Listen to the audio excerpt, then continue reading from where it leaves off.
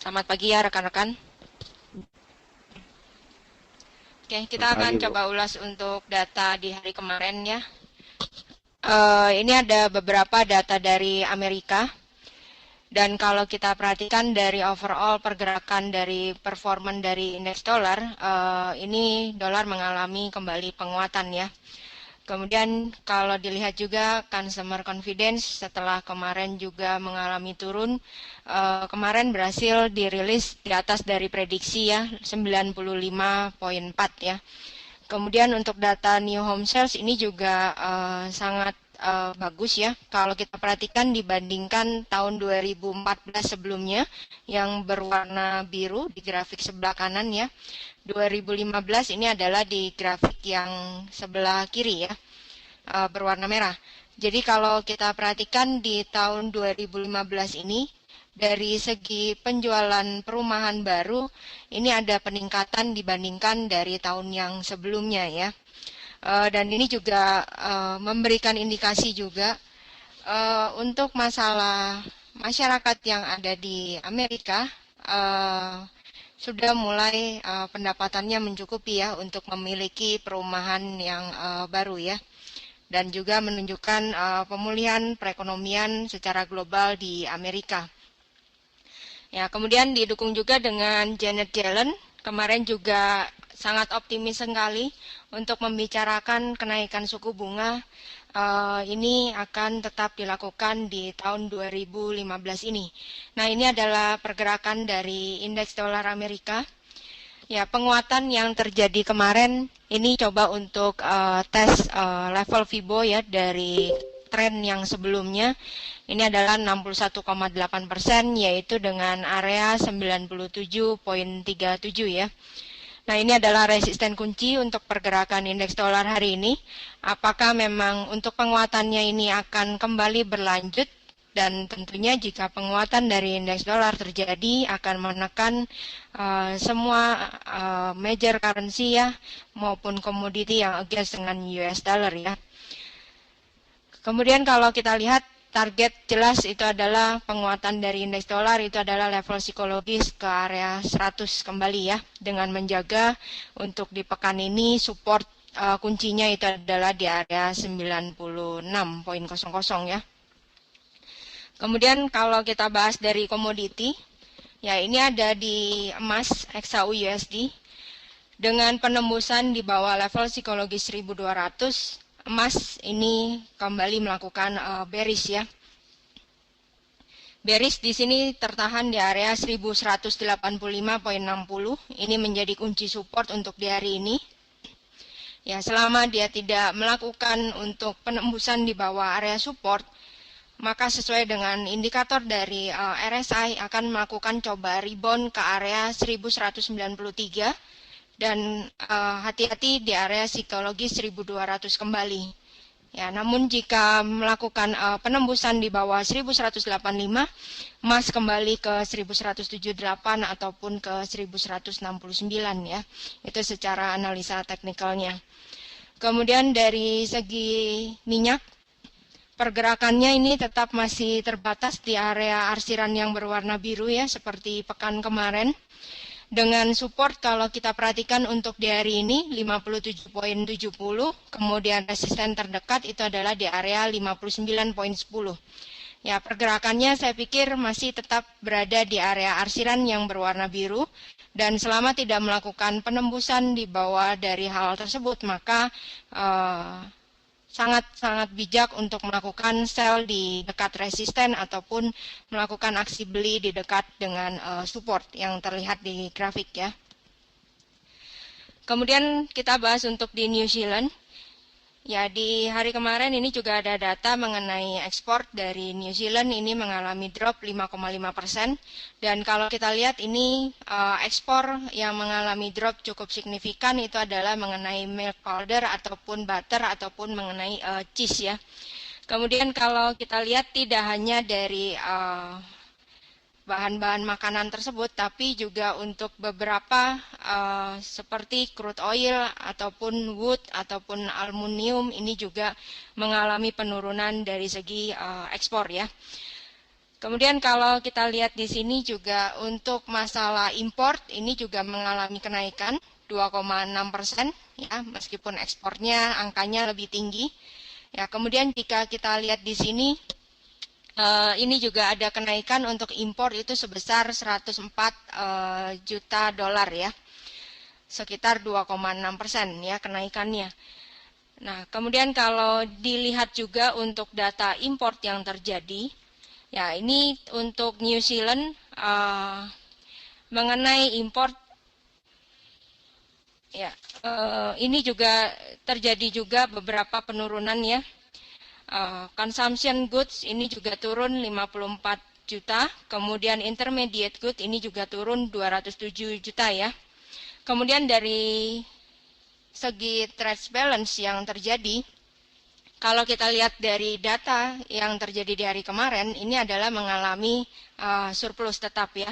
Namun jika kita lihat dari keseluruhan diambil dari 10 tahun ke belakang, ya ini adalah data yang kalau kita prediksi ini adalah mengalami penurunan yang terbesar dari 6 tahun yang terakhir ya. Kemudian dari segi ekspor terhadap Cina ini juga yang merupakan salah satu negara terbesar juga sebagai trading partner ya. Ini juga mengalami drop itu sebesar 8,45 juta dolar ya, alias 26% penurunannya. Ya, jadi hal ini kalau kita perhatikan juga direspon oleh market tidak terlalu bagus. Untuk New Zealand USD mata uang dari Kiwi ini juga mengalami penurunan ya, hingga coba untuk ke area 0.72200. Ya, ini adalah menjadi support kunci untuk di hari ini. Ya, jika kita lihat sesuai dengan indikator yang terjadi, ini ada bullish divergence ya yang dibentuk dalam time frame hourly, berarti secara jangka pendek ada memungkinkan untuk New Zealand ini kembali rebound, coba untuk tes ke area 0.72830 hingga 73240 ya. Saya pikir maksimal akan berada di sini. Ya, namun jika mengalami penembusan di bawah dari 0.72200, tentu ini akan menekan kembali untuk pergerakan mata uang New Zealand ini kembali coba untuk tes harga terendah di tanggal 3 Februari 2015 kemarin, yaitu 0.71740. Kemudian untuk di Aussie ini juga sama ya. Mata uang dari Aussie ini juga mengalami penurunan dan tetap berada bergerak rapi bearish dalam channel bearish yang dibentuk ya. Dengan resisten kunci adalah 0.78400 selama tidak ada penembusan di atas dari area tersebut, maka bisa dikatakan untuk di mata uang Aussie pergerakannya ini masih dapat mengalami tekanan hingga ke area 0.76680. Nah, kemudian untuk di zona Eropa, ya ini market masih sangat khawatir sekali mengenai Yunani khususnya. Jika kita breakdown, tanggal 5 Juni ini adalah pembayaran pertama yang harus disiapkan untuk di Yunani ya kepada IMF, yaitu sebesar 305 juta dari euro ya. Dan kalau kita lihat banyak ekonom juga memprediksi ya kesepakatan hingga saat ini belum terjadi. Yunani ini akan mengalami gagal bayar di bulan Juni ya, setelah kemarin tanggal 12 ini pembayarannya juga dengan menggunakan emergency account ya. Nah, kalau kita lihat dari pergerakan mata uang euro, pergerakannya mengalami tekanan. Ya, jika kita lihat bearish atau penurunan dari pergerakan euro dengan menggunakan Fibonacci retracement, ini sudah mencapai ke level Fibo itu 61,8%. Ya, kemudian kalau kita lihat untuk dari segi pergerakan yang sebelumnya ya, ini ada support yang perlu diwaspadai, itu adalah area 1.08500 ya. Nah, ini adalah merupakan support kunci ya sebagai toleransi Fibo 61,8%. Ya, selama tidak ada penembusan di bawah dari level 1.08500, maka untuk di pergerakan euro dalam segi 4 jam ya, ini akan coba kembali rebound ke 1.09550 ya. Jadi kurang lebih ada $1.000 peluang rebound ini yang akan dimanfaatkan untuk di euro. dengan menggunakan indikator RSI yang sudah mengalami oversold ya. Kemudian kalau dari segi di Inggris, ya ini untuk di Inggris sendiri dengan penguatan dari indeks dolar yang terjadi, ini juga mengalami penurunan. Ya, penurunan yang terjadi juga sama dengan menggunakan Fibonacci retracement ini di 61,8%. Ya, yaitu dengan toleransinya yang perlu dijaga itu adalah support 1.53500 ya. Selama tidak ada penembusan di bawah dari area tersebut, maka untuk jangka menengah ya secara 4 jam, grafik 4 jam, ini akan coba melakukan rebound dari penurunan kemarin ke area 1.54550. Ya, namun jika Fibonacci 61,8%, baik di euro ataupun di pound sterling, ini akan kembali terus tertekan ya. Kemudian jika kita lihat dari pergerakan euro ataupun pergerakan di pound sterling berkaitan dengan zona Eropa ya, Komisi Uni Eropa ini juga berkaitan dan kemarin juga sudah dibahas dengan Pak Dwi ya, mengenai ada peluang juga dengan kecemasan market ini adalah keluarnya Yunani jika Yunani mengalami gagal bayar, dan juga yang kedua setelah pemilu yang dilakukan oleh Inggris, Partai Konservatif mengalami kemenangan, ini juga ada isu kembali untuk referendum dari Inggris ya, yaitu dengan keluarnya Inggris dari keanggotaan Uni Eropa. Ya, jadi kalau kita lihat dari beberapa Uni Eropa ya, yang tergabung ada sekitar 28 negara, dan juga untuk Eurozone di sini ada sekitar 19 negara ya yang tergabung di dalamnya. Nah, jika memang untuk isu yang muncul dari dua negara belakang yang ini yang menjadi sorotan dari market, yaitu Yunani dan juga Inggris keluar dari zona Eropa, tentu ini akan mengubah semua kegiatan ekonomi yang ada di keanggotaan negara Union tersebut ya.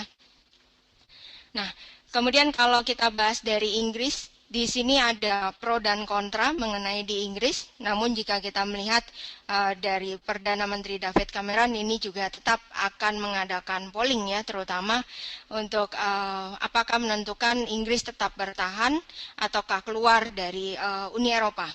Ya, jika kita lihat di sini ada beberapa terutama dari segi pengusaha-pengusaha atau pebisnis yang ada di Inggris ya, mengenai referendum atau keluarnya dari Inggris dari Uni Eropa, ini juga akan membuat kekhawatiran, menambah kekhawatiran ataupun menimbulkan ketidakjelasan mengenai bisnis ataupun kesepakatan bisnis nantinya yang akan diambil oleh para pebisnis yang ada di Inggris ya. Kemudian jika kita lihat dari hasil survei sementara ya, ini diambil untuk masalah polling yang terjadi keluarnya Yunani ya, jika kita lihat untuk pebisnis yang ada di wilayah Eurozone ini juga mengalami kecemasan mengenai efek negatif tentang keluarnya dari Yunani ya. Ini adalah sebesar 45%. Kemudian untuk di Yunani sendiri, para pebisnis yang ada di Yunani tentu ini juga ada sekitar 84% yang memprediksi dampak negatif ini akan dialami oleh mereka jika Yunani keluar dari Eurozone ya. Kemudian untuk survei di Inggris, ya Inggris jika memang keluar dari keanggotaan Uni Eropa, ya jika kita lihat untuk negara-negara pebisnis yang ada di Eurozone, ini ada sekitar 64%. Dan untuk di Inggris sendiri, para pebisnisnya ini sangat pesimis, itu adalah sebesar 72%. Ya, dan secara overall jika kita lihat, dengan keluarnya Yunani ataupun dengan keluarnya Inggris ya, ini juga membuat kekhawatiran terutama justru malah dari dalam negeri ya, terutama para pebisnis yang ada di negara tersebut. Ya, kemudian ini ada beberapa capture mengenai apakah Inggris bertahan tetap di Uni Eropa ataukah Inggris keluar untuk di Uni Eropa. Ya, dari segi perdagangan jelas ini akan membuat perbedaan. Kemudian dari segi service ini juga sama.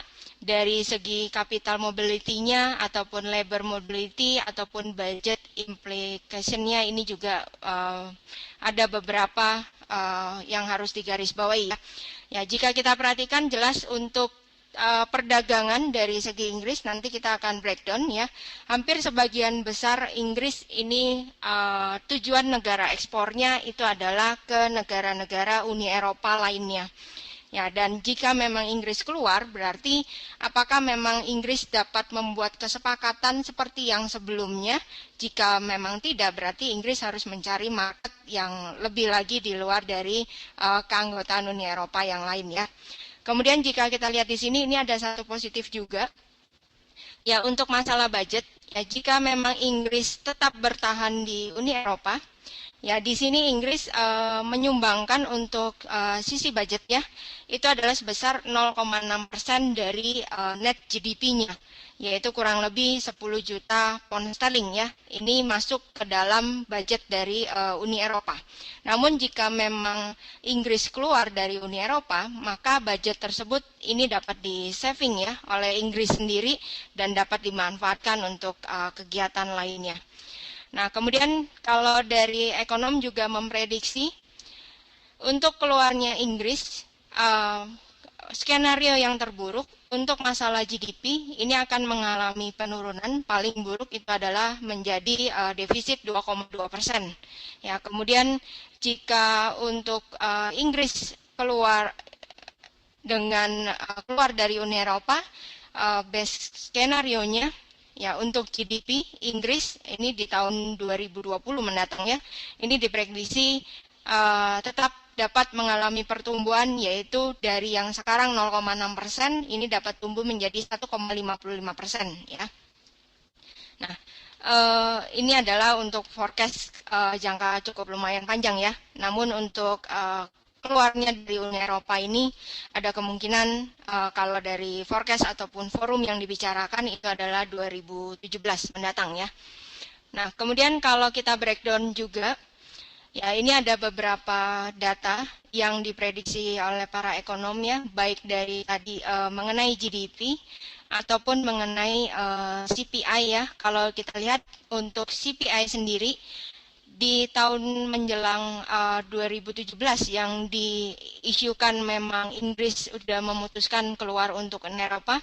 Ya, ini untuk CPI sendiri ini akan mengalami pertumbuhan itu adalah 2,4%. Ya, namun jika memang Inggris keluar untuk jangka ke depannya, untuk di tahun 2019 mendatang, ya ini akan kembali sedikit naik di 2018 dan juga kembali turun di 2019 ya, yaitu 2,5%. Ya, namun jika Inggris tetap bergabung di Uni Eropa untuk jangka kedepannya, jika kita lihat ini prediksinya akan mengalami penurunan dari segi laju inflasi ya. Kemudian dari segi policy moneter juga kalau kita lihat untuk suku bunga ya, terutama untuk di Inggris ya. Jika memang Inggris ini tetap bertahan di Uni Eropa, ya maka kenaikan suku bunga ini akan lebih cepat ya lajunya dibandingkan jika memang Inggris meninggalkan dari Uni Eropa ya. Yaitu dengan prediksi di tahun 2019 yaitu ada kenaikan menjadi 3,25%, sedangkan jika Inggris keluar itu hanya mengalami kenaikan 2,25% ya. Kemudian untuk pergerakan yang lainnya ini rekan-rekan juga bisa melihat ya. Dan kemudian jika kita bahas mengenai ekspor, ya ini data yang diambil 2013 ya, hampir 52% import ya. Ini untuk di Inggris ini berasal dari Uni Eropa ya. Jika memang Inggris ini keluar, ya dapatkah untuk barang-barang yang diimpor dari anggota Uni Eropa lainnya ini dapat penggantinya. Kemudian dari segi ekspor, Ini juga sama ya, hampir juga 45% ya, sebagian besar malah kalau kita bandingkan dari negara lainnya ya. Ini adalah tujuan dari ekspor dari Inggris ya. Terutama jika kita breakdown itu adalah Jerman, Belanda, Prancis, ini juga termasuk 5 besar dari ekspor market dari Inggris ya. Jadi dengan keluarnya dari Inggris dari Uni Eropa, ya apakah memang kesepakatan yang sudah dibentuk sebelumnya ini akan berjalan seperti yang semula, ataukah ini akan ada perubahan, dan itu yang membuat kekhawatiran dari segi para pebisnis ya. Dan itu kita akan melihat nanti untuk data yang kedepannya saya pikir ya. Ada tambahan mungkin Pak Dwi? Ada, udah sih.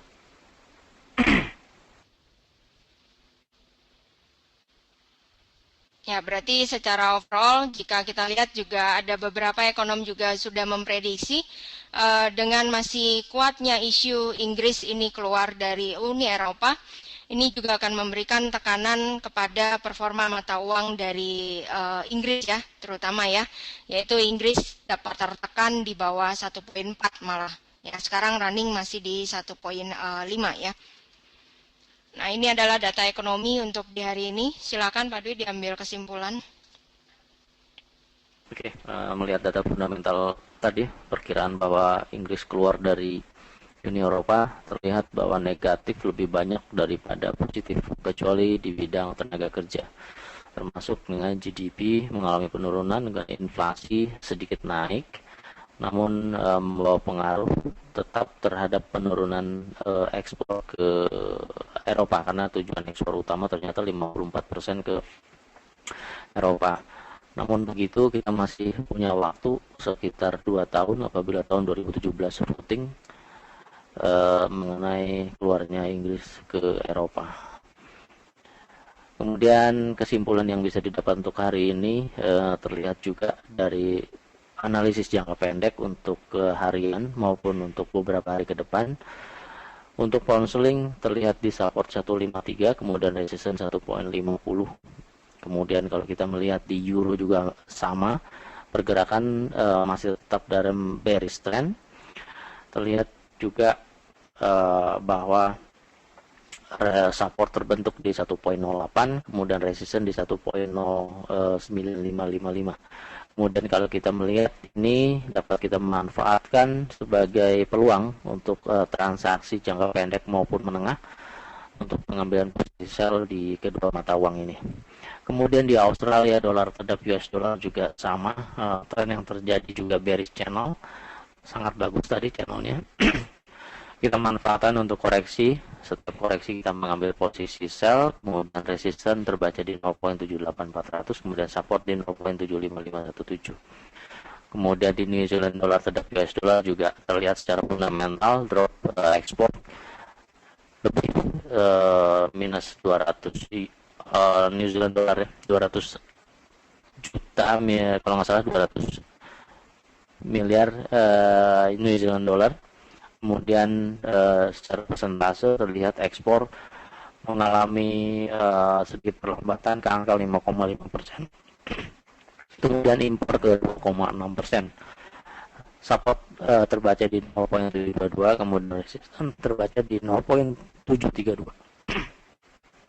Kemudian di oil terlihat transaksi oil saya kira masih dalam rangka stagnasi dalam range bulan ini stagnan, kemudian resisten masih terbaca di angka 59 dolar per barrel, kemudian support di 57.70, sementara emas terlihat mengalami penurunan, kemudian kita dapat memanfaatkan overbought maupun oversold di RSI, resisten di 119.30, kemudian support di 185.60. Demikianlah morning briefing kali ini. Mudah-mudahan seluruh informasi dapat bermanfaat, kemudian dapat disampaikan ke calon investor maupun investor kita mau lagi invest in the future sebagai bahan pertimbangan. Terima kasih, selamat pagi dan selamat bekerja.